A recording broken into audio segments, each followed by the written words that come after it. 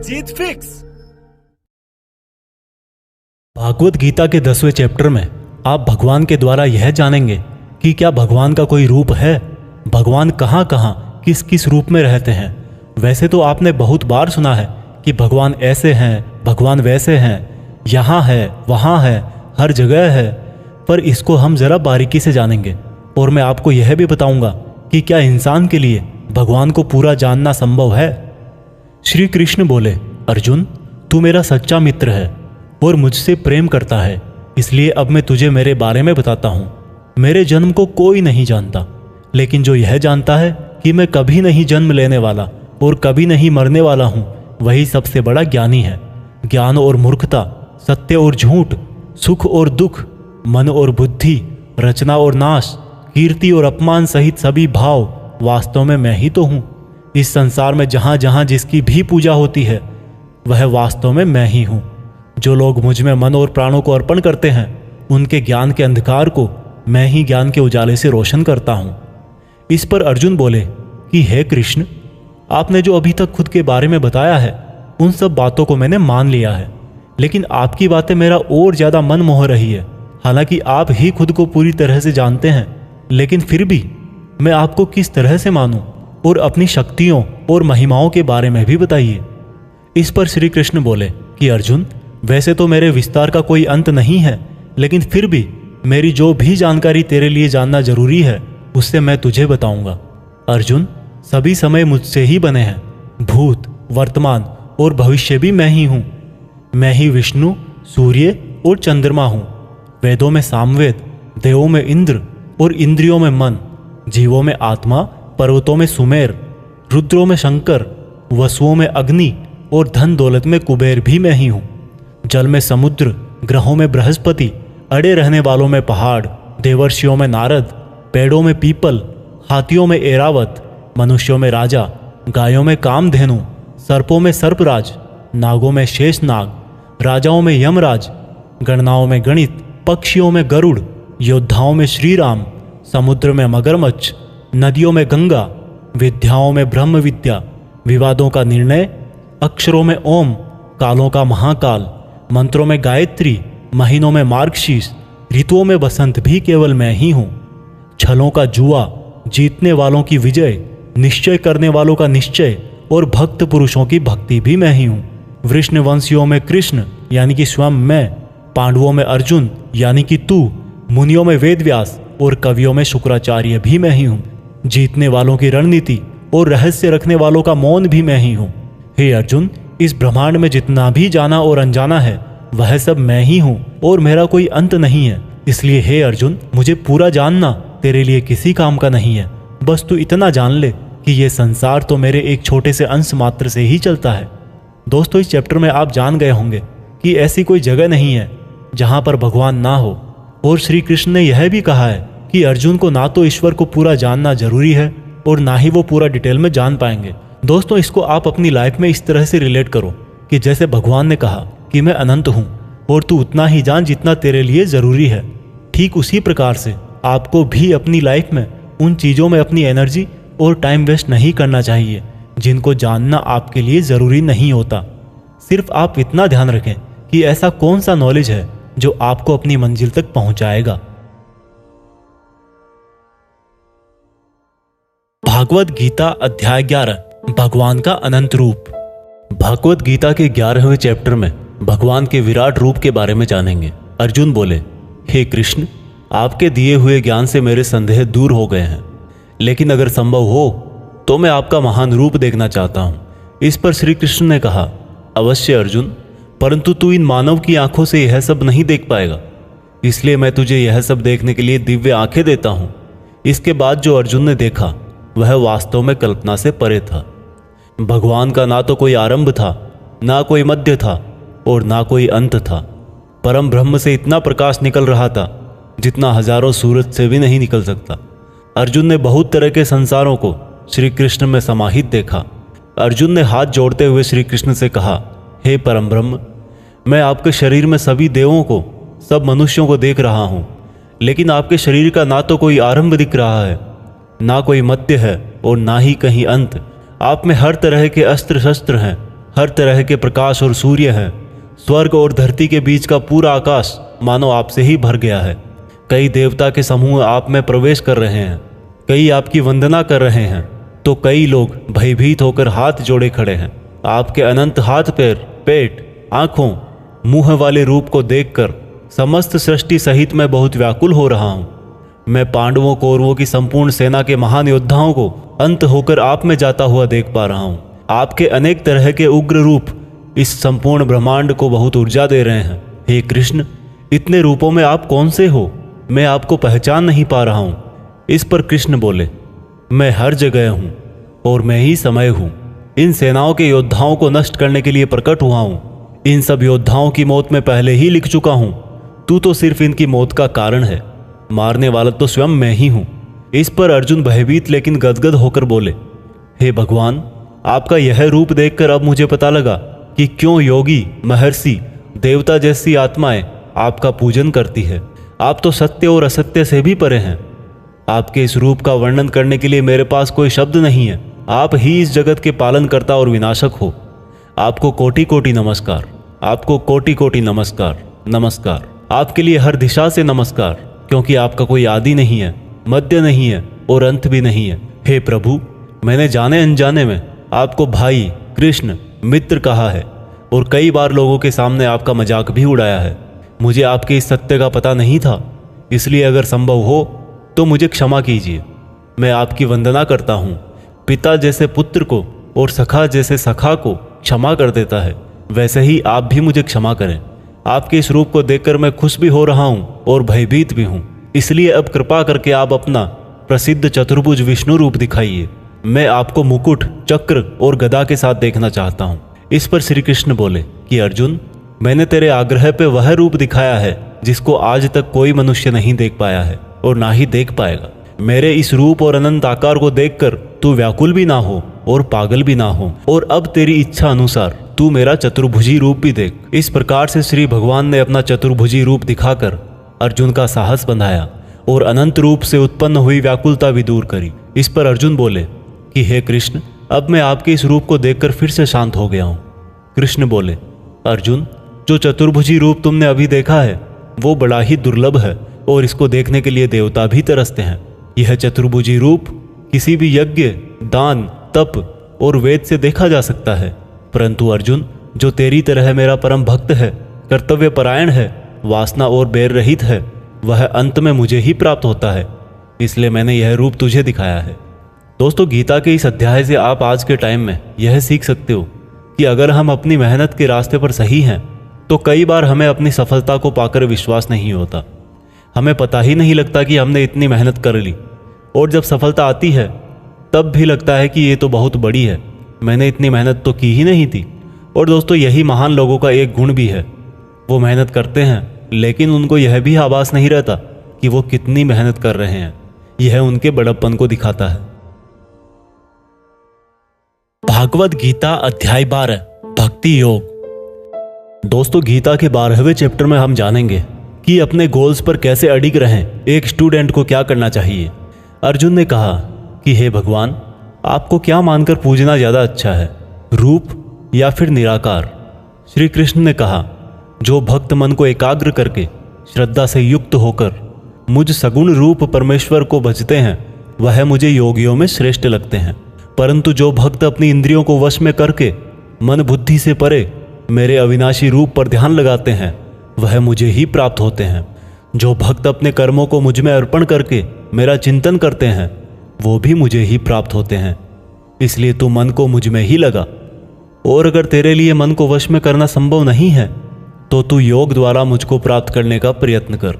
जिसके क्रोध और सभी द्वेष समाप्त हो गए हैं वह भक्त मुझे बहुत पसंद है। अगर तू मन को रोकने के अभ्यास में भी असफल है तो तू मेरे लिए ही कर्तव्य परायण हो जा और कर्म फल का त्याग कर दे। अभ्यास से ज्ञान श्रेष्ठ है, ज्ञान से मुझ परमेश्वर का ध्यान श्रेष्ठ है, और इस ध्यान से भी श्रेष्ठ है सभी कर्मों के फल का त्याग करना, जिससे तुरंत ही शांति मिलती है।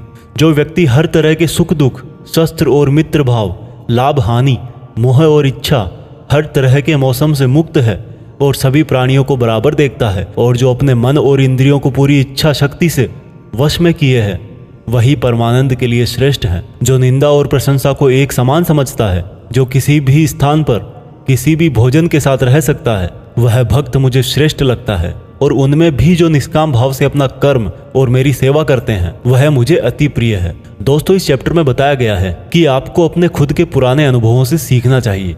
एक स्टूडेंट को या एक उस इंसान को जो अपनी लाइफ में कुछ बड़ा करना चाहता है, उसको कम खाना चाहिए और हर तरह के इमोशन में सिर्फ यह सोचना चाहिए कि खुद का सपना कैसे पूरा करूं। यह भागवत गीता सार आप YouTube के जीत फिक्स चैनल पर सुन रहे हैं। भागवत गीता अध्याय 13 क्षेत्र क्षेत्रज्ञ विभाग योग। भागवत गीता के 13वें चैप्टर में हम जानेंगे कि किस तरह से हमारे एक्शन से रिजल्ट पैदा होता है। श्री कृष्ण ने कहा कि यह शरीर एक क्षेत्र की तरह है और जो इसको जानता है उसको क्षेत्रज्ञ कहते हैं। क्षेत्र मतलब खेत। जिस तरह से खेत में जैसा बीज डालते हैं वह उसी प्रकार का सही समय आने पर फल देता है, उसी तरह जीवन में भी जिस तरह का कर्म फल का बीज मनुष्य डालता है, वही बीज समय आने पर उसी प्रकार का फल देता है।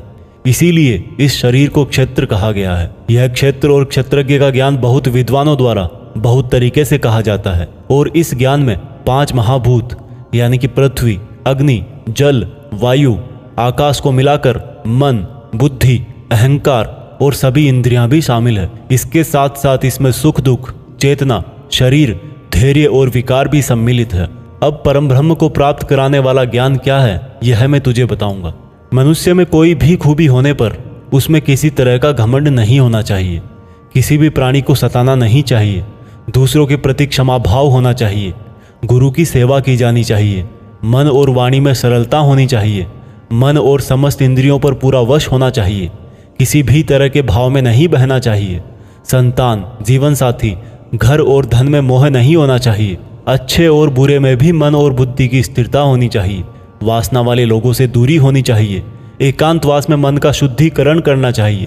मुझ परमेश्वर में पूरी तरह से समर्पण और ध्यान मग्न रहना चाहिए। हे अर्जुन, अब मैं तुझे परम ब्रह्म के बारे में कहूँगा।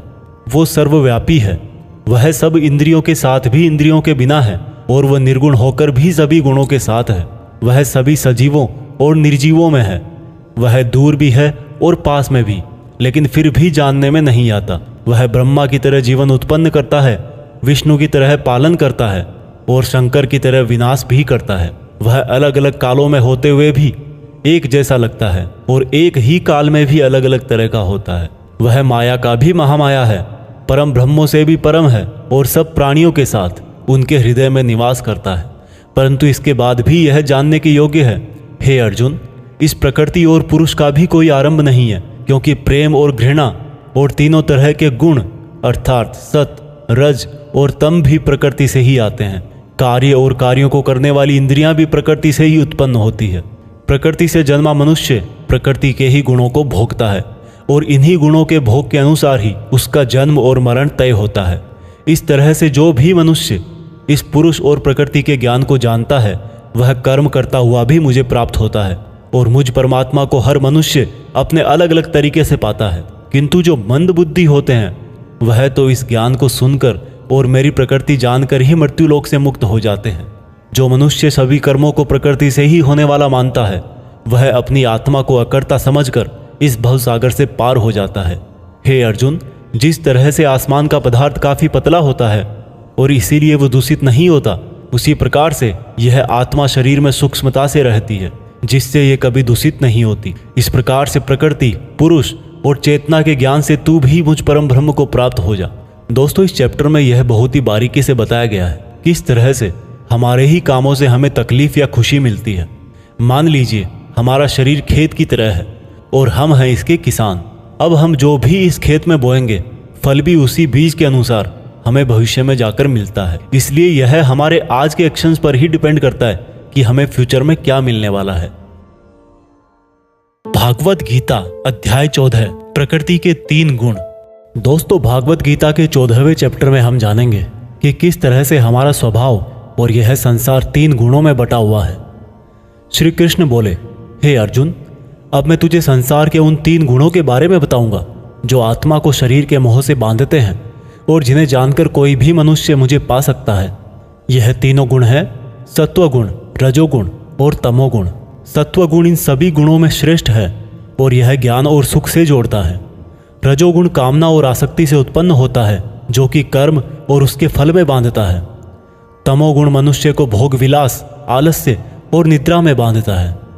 हे अर्जुन, सत्वगुण सुख देता है, रजोगुण कर्म करवाता है और तमोगुण मनुष्य को उसके स्थान से भी बहुत नीचे गिरा देता है।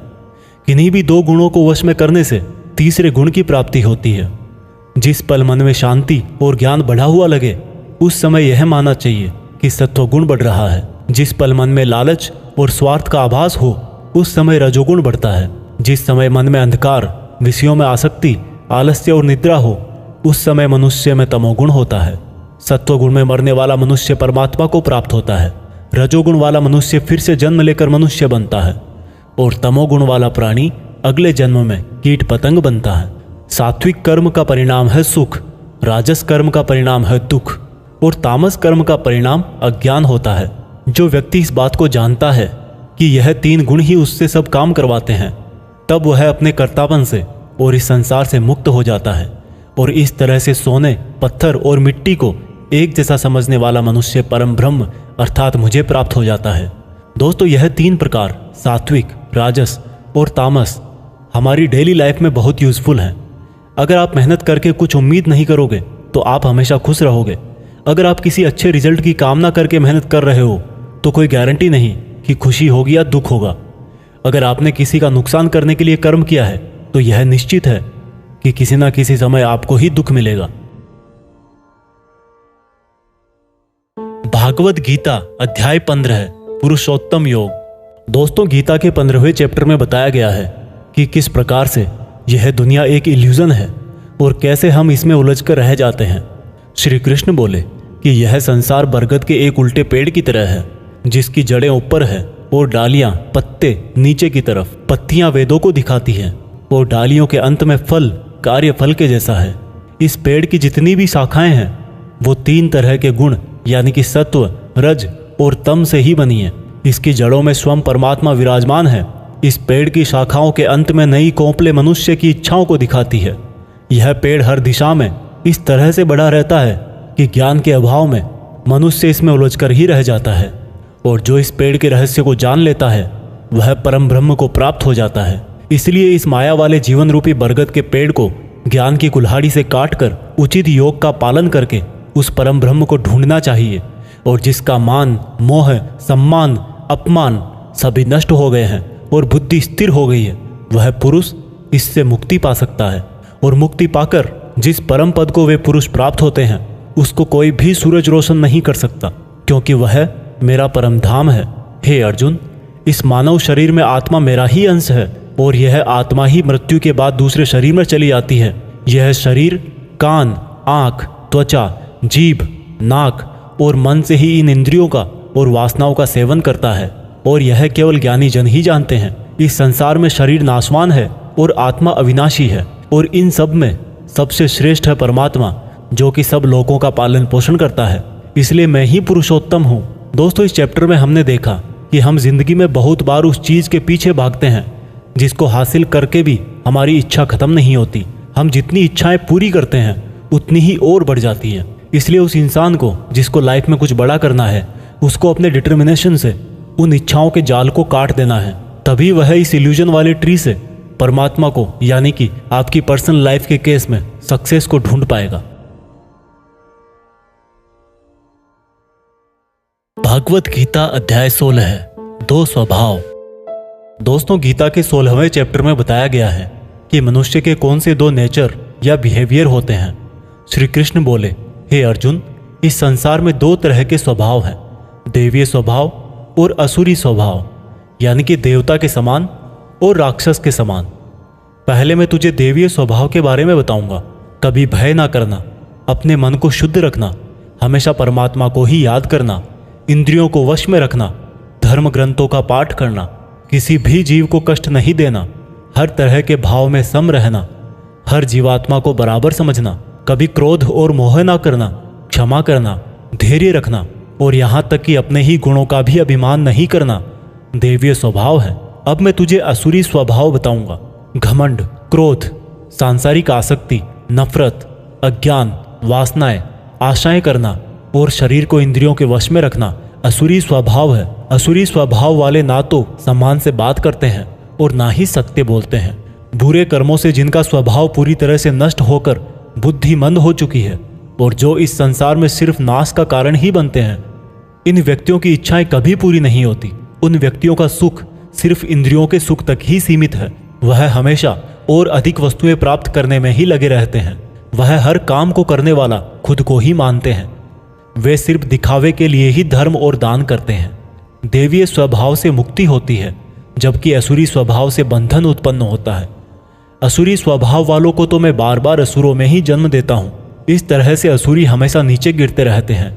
हे अर्जुन, काम, क्रोध और लोभ ही नरक के 3 द्वार हैं। इसलिए इनको जितना जल्दी हो छोड़ देना चाहिए। जो भी मनुष्य इन तीनों नरक के द्वारों को छोड़ देता है वह तो फिर मेरे ही आश्रय में आता है। इसलिए हे अर्जुन, तू शास्त्रों सहित इस देवीय स्वभाव को प्राप्त करके आगे बढ़ता जा। दोस्तों, इस चैप्टर का मीनिंग तो आपको आसानी से समझ में आ ही गया होगा। आखिर में जो 3 नेगेटिव फैक्टर्स बताए गए हैं, वासनाएं, गुस्सा और लोभ, यह सबसे बड़े दुश्मन है। इनसे जरा बच के रहना। भागवत गीता अध्याय 17, श्रद्धा के रूप। दोस्तों, गीता के 17वें अध्याय में आप जानेंगे कि कर्मों को, भोजन को, यज्ञ को, तप को, ज्ञान वगैरह को कौन से 3 भागों में बांटा गया है। अर्जुन बोले, हे कृष्ण, जो मनुष्य शास्त्रों को छोड़कर देवों की पूजा करते हैं वो क्या है, सात्विक, राजस या तामस? कृष्ण बोले, हे अर्जुन, जो व्यक्ति देवों को पूजते समय जिस तरह का विचार रखते हैं वे उसके हिसाब से ही सात्विक, राजस या तामस बनते हैं।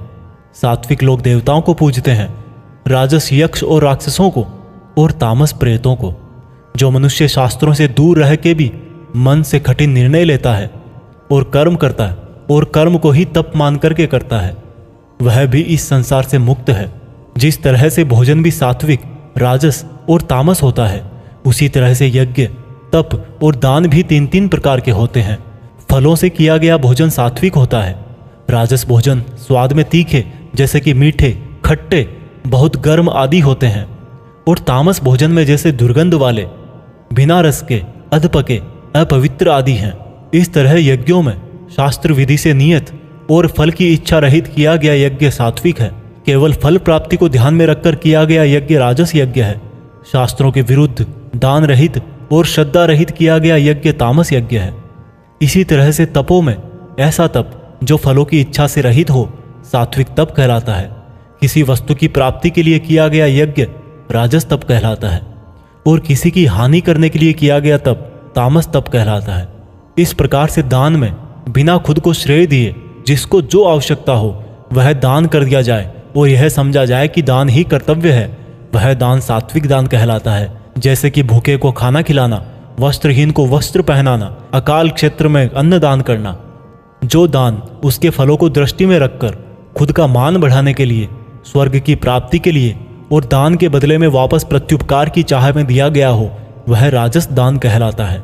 जो दान बिना सम्मान के किसी को अपमान करके बलपूर्वक दिया जाता है या किसी अयोग्य को दिया जाता है तो उसको तामस दान कहते हैं। श्रद्धा सहित, फल की इच्छा रहित और जगत कल्याण के लिए किया गया दान, यज्ञ और तप मनुष्य को इस संसारी माया से मुक्त करके मुझ में विलीन करता है। दोस्तों, इस चैप्टर में आपने सुना कि हर कर्म के 3 प्रकार होते हैं और इन कर्मों को करते टाइम आपके मन में जैसी भावना या जैसा मकसद होता है उसी तरह से आपको फल मिलता है। और ये तीनों प्रकार हैं सत, रज और तम। सत सबसे अच्छा माना गया है, तम सबसे गिरा हुआ माना गया है। सत का मतलब है आप जो भी काम करें, मेहनत करें, उसमें एकदम इमोशनली स्टेबल होकर, बिना उस काम के रिजल्ट के बारे में सोचे, बिना उस काम को करने का क्रेडिट लिए, खुद के मन की शुद्धता और संसार का कल्याण करने के लिए करें। लेकिन आज के टाइम में हम अपने गोल्स के लिए काम करते हैं जिनमें हमें मेहनत के लास्ट में रिजल्ट चाहिए होता है। भगवान कृष्ण ने कहा है कि हमारे दुखों का और काम बिगड़ने का यही मेन रीजन है कि हम उसके रिजल्ट के बारे में सोच सोच कर परेशान रहते हैं। इसलिए दोस्तों, आप भी सत्य के इस रास्ते पर रहने की कोशिश करें। भागवत गीता अध्याय 18 उपसंहार। दोस्तों, गीता के 18वें और आखिरी चैप्टर में हम जानेंगे कि क्या त्याग और संन्यास एक ही है। इस पूरे गीता ग्रंथ का निचोड़ भी आपको इसी चैप्टर में मिल जाएगा, इसलिए आपको इस चैप्टर को लास्ट तक ध्यान से सुनना चाहिए। अर्जुन बोले, हे कृष्ण, मैं त्याग और संन्यास के बारे में जानना चाहता हूं। श्री कृष्ण ने उत्तर दिया कि अर्जुन, इस संसार में कुछ लोग कर्मों के फलों को छोड़ने को त्याग कहते हैं, और अगर कर्मों को ही त्याग दे तो उसको संन्यास कहते हैं। कुछ लोग सभी कर्मों को दोष भरे और सभी दुखों का कारण मानकर उनका त्याग करने के लिए बोलते हैं, और कुछ लोग बोलते हैं कि यज्ञ, तप और दान वाले कर्म कभी भी नहीं त्यागने चाहिए। इसलिए अर्जुन, अब तू मेरे से त्याग और संन्यास को अच्छी तरह से समझ। इन दोनों में से मैं त्याग को पहले बताऊंगा, क्योंकि यह त्याग भी 3 तरह का होता है, सात्विक, राजस और तामस। यज्ञ, तप और दान, ये तीनों त्याग के योग्य नहीं, बल्कि फल की इच्छा के बिना किया गया यज्ञ, तप और दान, यही सात्विक त्याग कहे जाते हैं। मतलब जो शास्त्रों में दिया गया कर्म और धर्म जिसमें फल और आसक्ति ना हो, उसको सात्विक त्याग कहा जाता है। कोई मनुष्य अगर सभी कर्मों को यह समझकर त्याग दे कि यह कर्म ही दुखों का कारण है, तो यह त्याग राजस त्याग कहलाता है। किसी अन्य मोह के कारण अगर किसी कर्म का त्याग कर दिया जाए तो त्याग को तामस त्याग कहते हैं। जो व्यक्ति किसी भी काम से ना तो प्रेम करता है और ना ही नफरत करता है, ऐसा बुद्धिमान व्यक्ति ही सच्चा त्यागी है। मनुष्य शरीर कितना भी प्रयास कर ले, लेकिन वो फिर भी पूरी तरह से कर्म को नहीं छोड़ सकता, जैसे कि सांस लेना। इसलिए कर्मों के फलों को छोड़ देना ही सच्चा त्याग होता है। जो लोग कर्म फलों का त्याग इस संसार में नहीं करते हैं, उनके कर्म फल मृत्यु के बाद भी उनका पीछा नहीं छोड़ते हैं। हे अर्जुन, मनुष्य मन, वाणी और शरीर से जो भी अच्छा या बुरा काम करता है, वह 5 तरह से होता है। करने वाले के द्वारा, उसके शरीर के द्वारा, उसकी ज्ञानेंद्रियों के द्वारा, उसकी कर्मेंद्रियों के द्वारा, या फिर उसके पूजनीय देवताओं के द्वारा। ज्ञाता, ज्ञान और ज्ञेय, ये 3 प्रकार की कर्म प्रेरणा है। कर्ता, कारण और क्रिया, ये 3 तरह के कर्म संग्रह है। अर्जुन, ज्ञान, कर्ता और कर्म, ये तीनों भी 3 तरह के हैं। जिस ज्ञान में परमात्मा को अमर और अनंत माना जाता है, वह ज्ञान सात्विक है। जिस ज्ञान में परमात्मा को अलग अलग समयों में अलग अलग नामों से जाना जाता है, वह राजस ज्ञान है। और जो ज्ञान सात्विक ज्ञान और राजस ज्ञान के बाहर है, वह तामस ज्ञान है। जो कर्म श्रद्धा रहित और फल की इच्छा के बिना किया जाता है, वह सात्विक कर्म कहलाता है। जो कर्म कुछ पाने के लिए किया जाता है, वह राजस है।